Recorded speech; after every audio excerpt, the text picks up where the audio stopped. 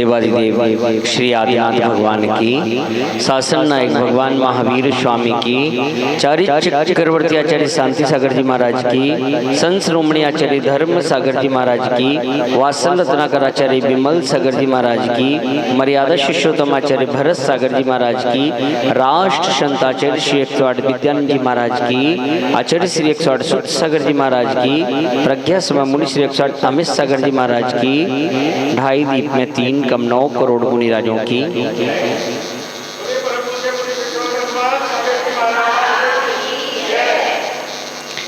कल जैसे अपनी चर्चा थी कि अभिषेक आदि की सामग्री कौन कौन सी सामग्री होना चाहिए, पूजन आदि की सामग्री में क्या क्या आदि जो है होना चाहिए। कल अभिषेक की विधि बताते हुए कि जो सबसे पहले मंगल अष्टक पढ़ना चाहिए। अब देखो जैसे अपन कि मंगल अष्टक आदि पढ़ते हैं तो संस्कृत का पढ़ने में कितना आनंद आता है। हिंदी की कोई चीज पढ़े उतनी विशुद्धि नहीं बनेगी जितनी संस्कृत की। अरिहंतो भगवंत इंद्र महिता सीदस सिद्धीश्वरा आचार्या जिन शासनोन्नति करा पूज्या उपाध्यायिका श्री सिद्धांत सुपाटिका मुनिवरा रत्नात्रिया राधिका पंचेते परमेष्ठिनः प्रतिदिनं कुर्वन्तु ते मंगलम। अब देखिए संस्कृत में थोड़ा सा ध्यान ये रखना होता है कि संस्कृत को धीरे धीरे बोलो और जो है इधर और संस्कृत को बोलते हुए हर्ष यानी छोटा, दीर्घ यानी बड़ा, अनुसार यानी बिंदी और विसर्ग यानी पीछे 2 बिंदी। बस ये 4 चीज का ध्यान रख के पढ़ो, आनंद आएगा। अब इस प्रकार से यदि बोलेंगे तो दूसरा व्यक्ति भी यदि आया है वो उसके भी भाव बन जाएंगे, चलो भाई अपन भी अभिषेक कर लेंगे। और यदि हरियंतो भगवंत नरेंद्र महिता सिद्धस्य सिद्धेश आचार्य जिन शासन उन्नति करा पूज्या उपाध्याय श्री सिद्धांत सुपाटिका मुनिवरा रत्नात्रय है, किसका मन करेगा है? इसको धीरे धीरे अपन पढ़ेंगे तो लोगों की भाव आनंद आएगा। तो पहले मंगल अष्टक आदि जो है पूजन की सामग्री जो है बर्तन आदि सब अभिषेक की जो बताए थे उन सबको लाके रखो वहाँ चौकी पर। फिर क्रम से जो एक एक मंत्र आते जाएंगे उन मंत्रों के हिसाब से आगे आगे की क्रियाएं जो है करते जाइए। फिर उसके बाद जो कल जैसे बताया था कि स्नान करने के बाद अपनी शुद्धि स्नान से हुई, वस्त्र अपन ने धुले पहन लिए वो शुद्धि हो गई। फिर भी मंत्रों के दोबारा जो है मंत्र बोलते हुए अपनी शुद्धि आदि जो है करना चाहिए। फिर उसके बाद तिलक लगाना मंत्र बोलते हुए सौगंध संगत मधोव्रत झंकृतेण सर्वाण मानम विगंध मनंद माद्यो आरोपयामि विविधेश्वर वंदे वंदे पादारविंदमविवंद जिनोक्तिमानम्। पढ़ेंगे तो आएगा, नहीं पढ़ेंगे तो नहीं आएगा। तो इसीलिए जो है पढ़ो।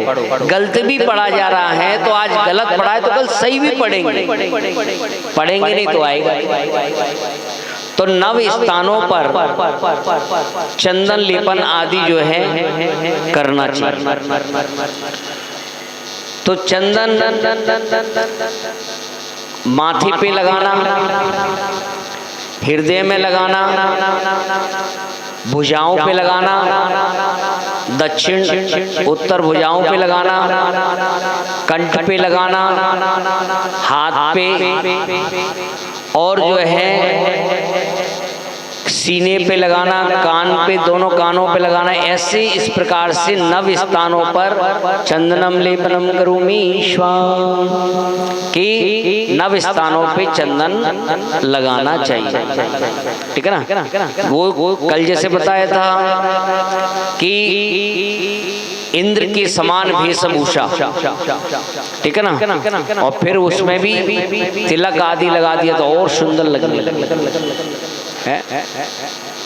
और तिलक ऐसा हो दिखाई दे, जैसे आजकल महिलाएं जो है बिंदी लगाती है दिखाई नहीं देगी, है पहले बिंदी लगाती थी बड़ी बड़ी ऐसी। आज भी जो है दक्षिण में परंपरा है, उत्तर की संस्कृति तो धीरे धीरे नष्ट हो रही है।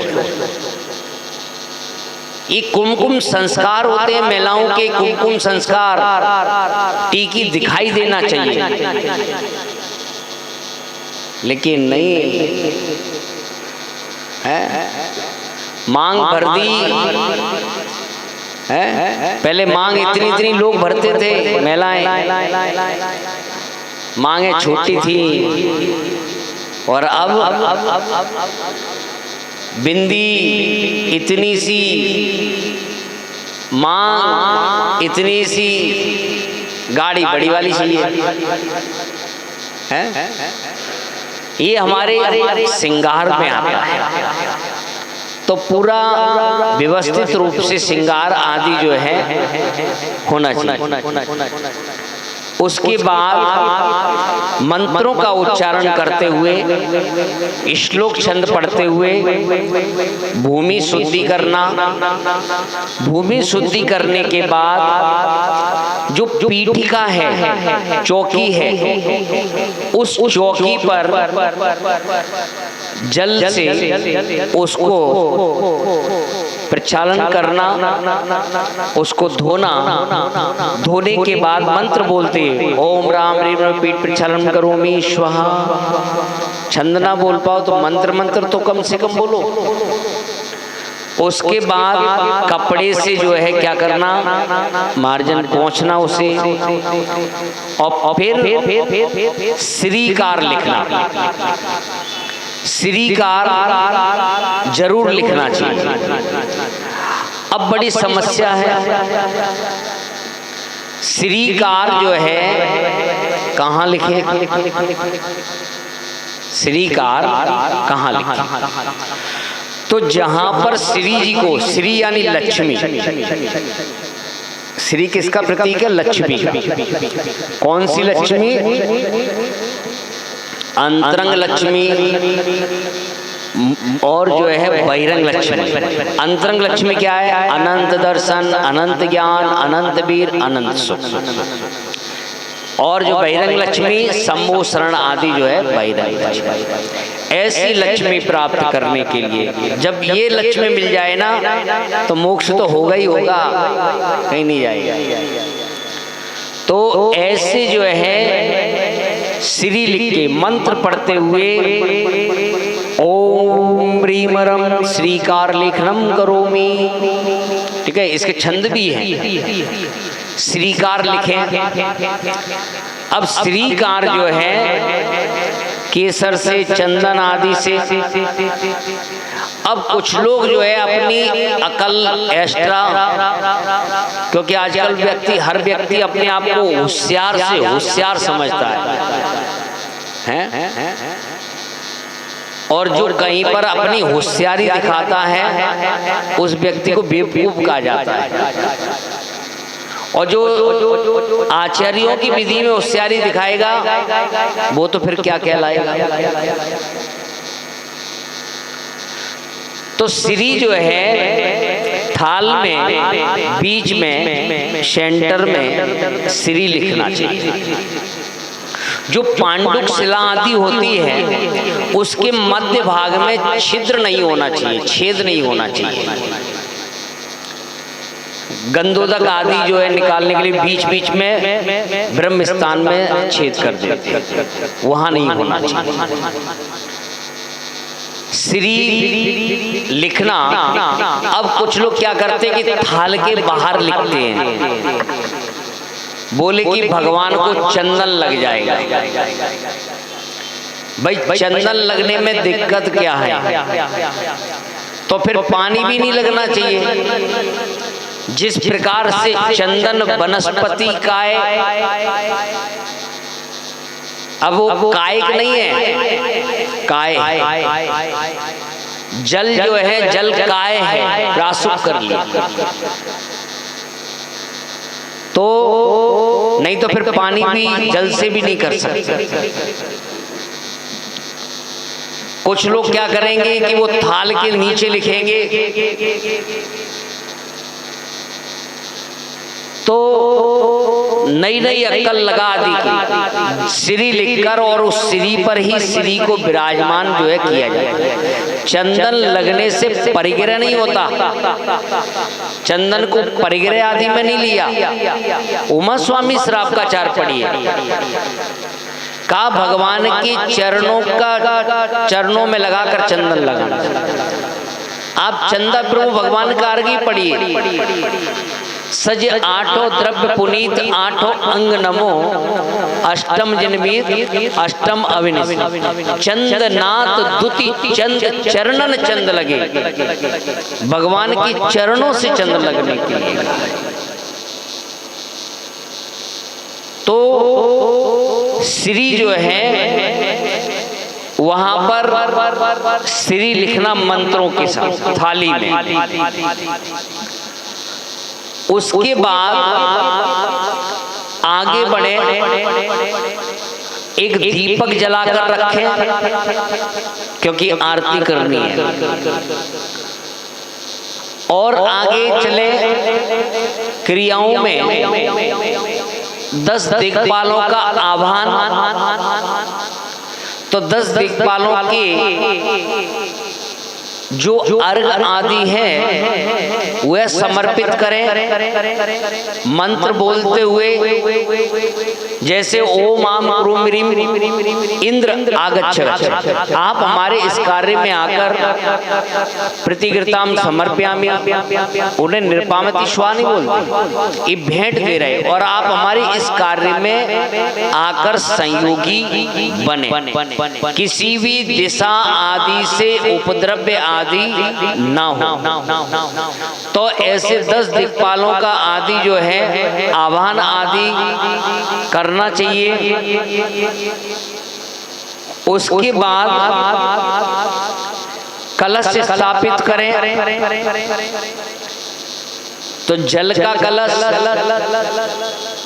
और बाकी की यदि पंचामृत अभिषेक होता है तो बाकी के सब क्रम से दूध दही आदि की जो भी सामग्री है वो है। जल से अभिषेक करने वाले हैं तो वह जल का कलश स्थापित करें, और 4 कलश स्थापित करें। शांतिपूर्ण कलश के लिए कलश स्थापित करें, और झारी आदि स्थापित जो है करें। जो जल है, जल जैसे बताया था कि जल कहाँ कहाँ का प्रयोग कर सकते हैं, फिर भी ऐसी भावना करते हुए कि हे भगवान आपके, क्योंकि इंद्रों के द्वार तो क्षीर सागर के जल से होता है,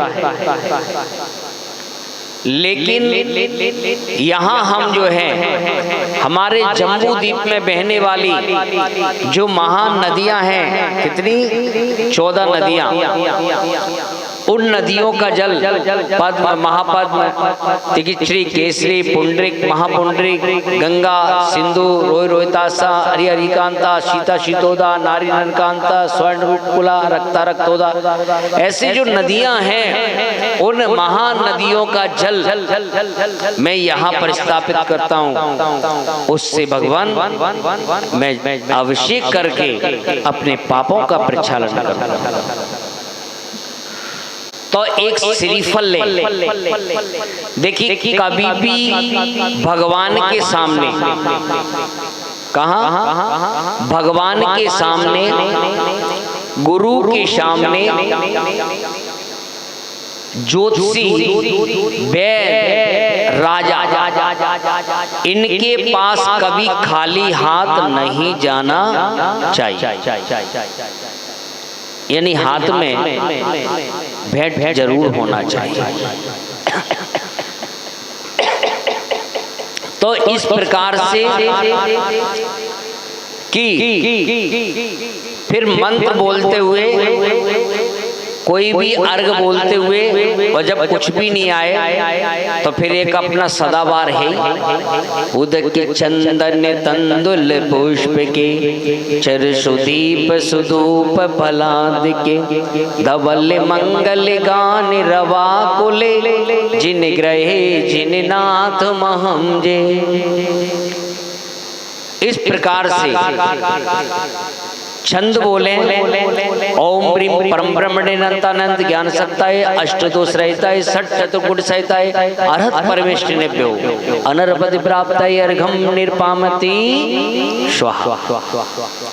फिर विनती करें, क्या विनती करेंगे? हे भगवान, आपको गर्भगृह से पांडुक शिला पर धर्म प्रभावना, आत्म कल्याण के लिए, पापों के प्रक्षालन के लिए आपको इस स्थान पर पांडुक शिला पर विराजमान करते हैं, जिससे अभिषेक आदि की क्रिया को पूर्ण कर सके। और इस प्रतिमा के जितने भी देवी देवता आदि हैं वो हमारे सभी इस धर्म के कार्य में संयोगी बने। तो इस प्रकार से विनती करते हुए और वहां से गर्भगृह से भगवान लाकर सिर पे रखकर इंद्रों के द्वारा चवर ढोराए जाएं, बाजे घंटे आदि बजाए जाएं, बहुत उत्साह पूर्वक जो है भगवान को लेकर आना चाहिए। और फिर मंत्र बोलते हुए ओम ह्रीं श्री क्लीम ऐं अरम श्रीवर्ण प्रतिमा पांडुक शिला पर विराजमान जो है स्थापित करोमि स्वाहा। पांडुक शिला पर जो है भगवान को स्थापित करना चाहिए कि उनको किस प्रकार से आदि जो है अभिषेक की क्रिया करना चाहिए। जो कलश आदि हैं, जैसे कलश हैं, उन पे बिंदी आदि या स्वस्तिक आदि जो है बनाए। जो हमें सामग्री की थाली जो है चढ़ाने वाली, उसमें भी स्वस्तिक आदि जो है बनाना चाहिए। स्वस्तिक जो है कुछ लोग ऐसा टेढ़ा मेढ़ा ऐसे निकालते ना, बिल्कुल जो है बना है जिसका अर्थ जो है कल्याणकारी। यह सभी धर्मों में स्वास्तिक मंगल माना गया कि आप देखिए चाहे कोई भी धर्म आदि हो, सभी में स्वास्तिक आदि जो है शुभ कार्यों में प्रयोग किया जाता है। तो स्वस्तिक जो है बनाना चाहिए। और अब स्वस्तिक जो बनाते हैं तो उसमें संख्या लिखते हैं। जैसे थाली में बनाते हैं तो उसमें संख्या लिखते हैं, तो उसमें संख्या कितनी लिखते हैं? तो पहले नीचे लिखा 3, फिर 24, ऊपर 5 और 4। कुछ लोग 2 भी लिखते हैं। क्या देखिए कि किधर लिखेंगे, आपको बता दें। जैसे ये 3 लिखे तो क्लोज बाई ऐसे चलेंगे। तो 3 के बाद 24 के बाद ऊपर 5 फिर 4। रत्नत्रयम च वंदे 24 जिणिम च सवंदे पंच गुरुणाम वंदे चारण चरणम सदा वंदे। रत्नात्रय के 3, 24 तीर्थंकर के 24, पंच परमेष्टि के 5, चारण चरणम यानी चारण रिद्धिधारी। तो चारण रिद्धिधारी 2 मुनिराज होते हैं और उनके चरण जो है कितने हो जाते हैं? 4। तो इस प्रकार से जो है अब संख्या गिनेंगे तो 3 और 24 27 और 5 32 और 4 36। मोक्ष जाने के लिए भी 36 का आंकड़ा चाहिए, ठीक है ना। और जो है 3 और 6 9 का अंक हो गया। 9 का अंक कभी खंडित नहीं होता। ऐसे मोक्ष पद जो है वो भी कभी खंडित नहीं, अखंड पद है, ठीक है ना। अब बताओ 4 कौन कौन लिखता है, 2 कौन कौन लिखता है? लिखते ही नहीं हो, बढ़िया 4 लिखते हो और 2 लिखते ही नहीं हो। हाँ, ना बांस होगा ना बजेगी बांसुरी है लिखने का। लिखते तो हैं लोग। किरीट कोटि संलग्न रत्न किरणच्च विदूषरांग्यम प्रस्वेद तापमलिमुक्तिमपि प्रकश्चा भक्त्या जलेन जिनपतिं बहुधा विसंचय। ये छंद पढ़ना चाहिए, फिर मंत्र बोलना चाहिए। ओम ह्रीं श्रीं क्लीं ऐं अरं बम मम हम सम तम पम बम बम मम मम हम सम सम तम तम पम पम झाम झाम झीम झीम छीम छीम द्राम द्राम द्रवय द्रवय। ओम नमो अरते भगवते श्रीमते श्री पवित्र तरिणी सिंच्यामि। ये मंत्र बोलते हुए और सभी को एक बार जल से अभिषेक करना चाहिए। और जो पंचामृत अभिषेक आदि करते हैं तो उनको फिर अपने क्रम से इचुरस दूध दही आदि का जो है, ठीक है ना, क्योंकि आजकल लोगों के पास टाइम तो है ही नहीं।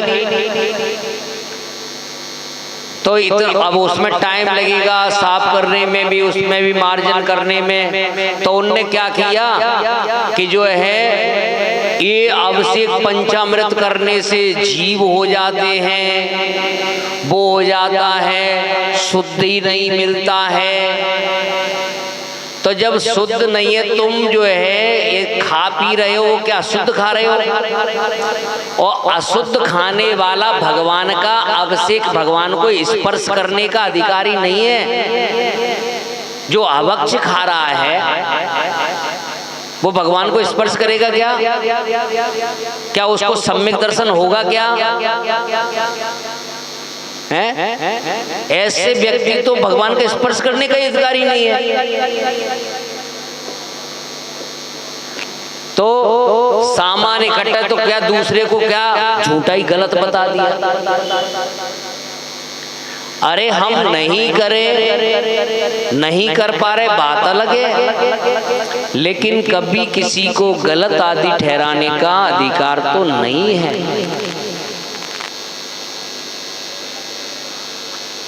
वो अपने हिसाब से कर रहे हैं, आप अपने हिसाब से करो, क्योंकि हिसाब अपना अपना चल रहा है आज।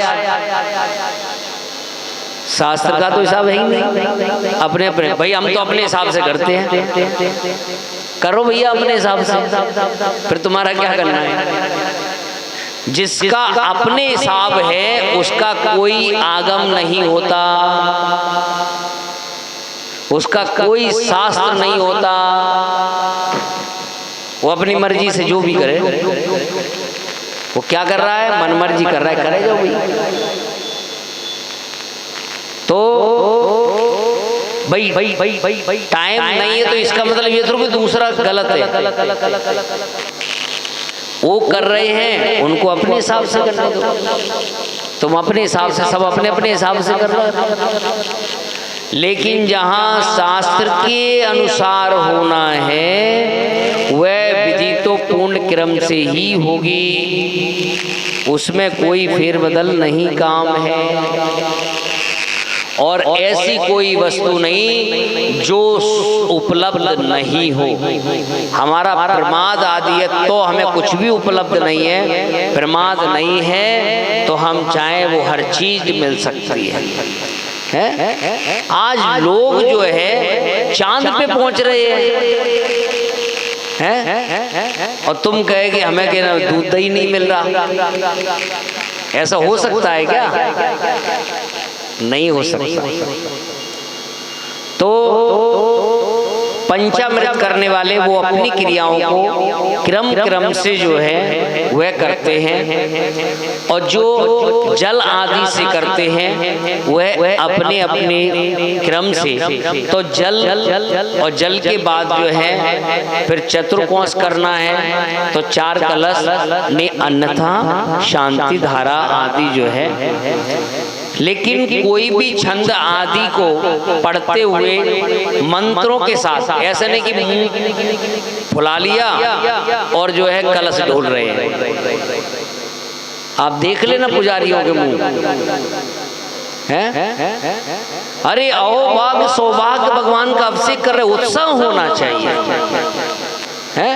मन प्रसन्न होना चाहिए।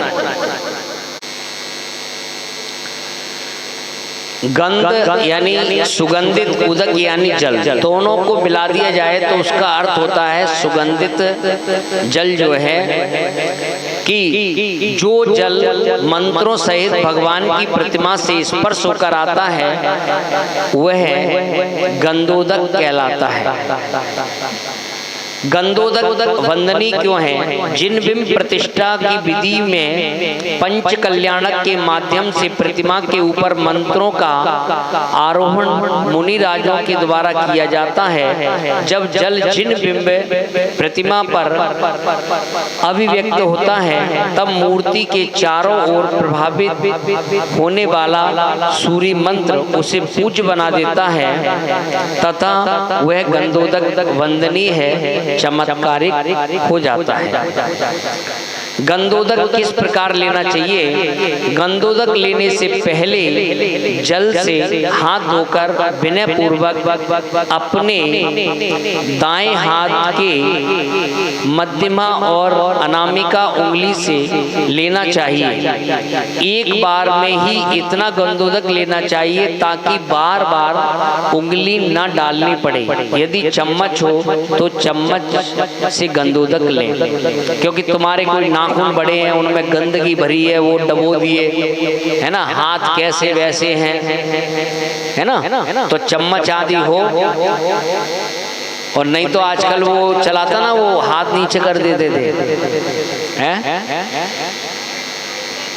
हाँ, लेकिन देखो देखो प्रभाव देखिए, यदि उसमें गंधोदक भर दिया जाए और तुम हाथ ऐसे करके लो, लेकिन वो फीलिंग नहीं, गंधोदक ले वैसी फीलिंग नहीं आई। देखो पड़ता है कि नहीं प्रभाव, यानी वस्तु का आदि कितना प्रभाव पड़ता है, वो भावना ही नहीं बनती है। तो कहाँ से हम कुछ का कुछ करें तो कैसे भावनाएं बन जाएंगी। और गंधोदक का मंत्र आदि जो है बोलना चाहिए। निर्मलम निर्मलीकरणम पवित्रम पापनाशनम जिन गंधोदकम वंदे कर्मष्टकम विनाशनम। ये भी है और भी मंत्र आदि जो हैं, तो इन मंत्रों का उच्चारण करते हुए हमें गंधोदक जो है लेना चाहिए। गंधोदक कहाँ कहाँ लगाना चाहिए? गंधोदक शरीर के उत्तम अंग अर्थात नेत्र, माथा, सिर पर लगा सकते हैं। यहाँ ये भी है, जैसे कई जगह अलग अलग दिए, सब प्रकरण बताऊंगा आपको। गंधोदक को पी सकते हैं या नहीं? गंधोदक को कभी पीना नहीं चाहिए, क्योंकि गंधोदक को इतना महान बताया है, जिसकी हम वंदना करते हैं उसको मस्तक पर लगाते हैं, उससे ही हमारी सर्व व्याधि दूर हो जाती है। अब कोई अजैन आया, अब उसको गंधोदक दिया, उसने पी लिया। अब जो पास में महिलाएं खड़ी थी, ओए क्या कर दिया? अरे भाई, अब उसने पी लिया, अब तुम क्या करोगे? ठीक है ना? उनके यहाँ छिन्ना मित्र आदि जो है, ठीक है ना, या तो जो है कि हाँ भाई उनको बता दो वो है, और उसमें अब उन्होंने कर लिया, उनकी कोई बाधा ऐसी वो नहीं है कि क्या नाम है, ठीक है ना। भूमि पर गंधोदक गिर जाए तो क्या करना चाहिए? यदि भूमि पर गंधोदक गिर जाए तो 9 बार नमोकार मंत्र पढ़ना चाहिए, या गुरु से प्रायश्चित आदि जो है। यानी देखिए कि जानबूझ के या वैसे क्या नाम है जो है ना, सावधानी से, क्योंकि हमारा जो है वो पूज्य है, तो ऐसी चीज जमीन आदि पे जो है ना गिरे, ये विवेक पूर्वक आदि जो है कार्य करना चाहिए। गंधोदक जो है अब ये वहां नहीं मिलेगा, गंधोदक के और कोई प्रश्न है उसमें नहीं है ना? अब मैं बताता हूँ अलग से। दान शासन में भगवान के चरण में चढ़ाए हुए गंधोदक पुष्प वगैरह भगवान के पवित्र चरण के स्पर्श होने से पवित्र हो जाते हैं, अतः वे देव इंद्रादि के भी ललाट, मस्तक, नेत्र में धारण करने योग्य हैं। उनकी स्पर्श करने मात्र से ही पूर्व के अनेक जल पवित्र हो चुके हैं। इसीलिए उन गंधोदक पुष्प आदि को भव्य जीव सदा ललाट, नैन यानी आंखों में, दोनों आंखों में, वह मस्तक में सदा भक्ति से धारण करे। मोक्ष स्थान को प्राप्त भगवान के चरण में चढ़ाया हुआ गंध ललाट में इसीलिए लगाया जाता है कि सिद्ध स्थान में अपना गमन शीघ्र हो।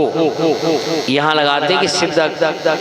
दोनों आंखों में गंधोदक लगाने का प्रयोजन यह है कि हमें हमारे सम्यक व ज्ञान में विशुद्धि हो।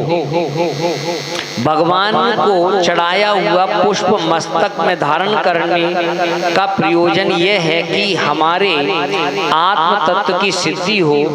जैन कुल उत्पन्न श्रावकों को उचित है कि सदा रत्नात्रय के प्रकट होने के लिए उन तीनों स्थानों में गंध, उदक और कुसुम को धारण करें। ये वहीं पर दिया हुआ है दान शासन ग्रंथ में। भगवान को अर्चित गंध कुसुम यानी पुष्प गंध मिश्रित कुसुम भोग की इच्छा से कभी ग्रहण नहीं करें। भक्ति के प्रसाद समझकर थोड़ा ग्रहण करें। ऐसे मुनिगण प्रसाद, इसे मुनिगण प्रसाद कहते हैं। यानी जो है गंधोदक आदि बहुत नहीं लिया जाता, यह थोड़ा ही जो है ग्रहण किया जाता है। प्रायश्चित में शुद्धि विधान के लिए गंधोदक को मस्तक से लेकर कट्टी पर्यंत गीला हो वैसा सिंचन करें। भूत प्रेत आदि ग्रहों की पीड़ा से वह युद्ध क्षेत्र से रक्षा के लिए गंधोदक का लेपन आदि जो है करना चाहिए। तो इस प्रकार से अलग अलग ग्रंथों में आचार्यों ने गंधोदक का वर्णन किया है। मैना सुंदरी जो श्रीपाल चरित्र में पतिव्रता उस मैना सुंदरी ने अखंड ब्रह्मचर्य से पावन मन वचन काय से 8 दिन तक व्रत पूर्वक श्री सिद्ध चक्र की विविध अभिषेक पूजन की। नित्य प्रति श्री जिनेन्द्र भगवान की प्रतिमा सहित सिद्ध चक्र यंत्र का पंचामृत अभिषेक करती थी, वो खुद करती थी। अनंतर चंदन लेपन कर उस गंध और गंधोदक से अपने पति श्रीपाल का आपात मस्तक सिर से पैर तक, यानी सिर से पैर तक गंधोदक छिड़कती और चंदन लेपन करती। जैसे जैसे प्रतिदिन वह गंधोदक स्नान कराती गई, वैसे वैसे भगवान महाराज श्रीपाल के शरीर से व्याधि निकलकर उस प्रकार भाग गई। देवों ने अपने शरीर की शुद्धि के लिए स्वर्ग की भेंट समझकर हर्ष के साथ उस उत्तम गंधोदक को मस्तक पर और सर्वांग में लगाया। सुगंधित जल से अभिषेक होने के अंत में जय जयकार आदि शब्दों को उच्चारण करते हुए उन देवों ने हर्ष के साथ उस चूर्ण युक्त सुगंधित जल से परस्पर सिंचित किया, अर्थात आपस में सुगंधित जल के छींटे डाले एक दूसरे के ऊपर।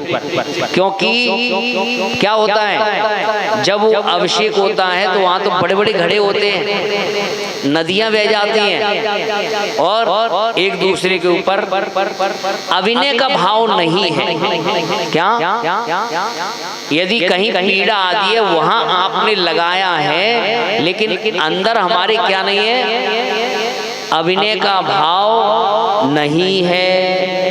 ये हमें ध्यान रखना चाहिए। हम किसी प्रकार से कोई क्या नहीं कर रहे हैं, अभिनय आदि नहीं कर रहे हैं। उमा स्वामी श्रावकाचार में लिखा है, अपने शरीर को शुद्ध करने के लिए भगवान का गंधोदक ले लेना चाहिए। संतति की वृद्धि के लिए शेषा ले लेना, यानी शेष अक्षत बचता है उसे अपने ऊपर जो है, और तिलक लगाने के लिए चंदन ले लेना चाहिए। भगवान के चरणों से चंदन जो है, इन द्रव्यों के लेने से कोई किसी प्रकार का दोष आदि नहीं है।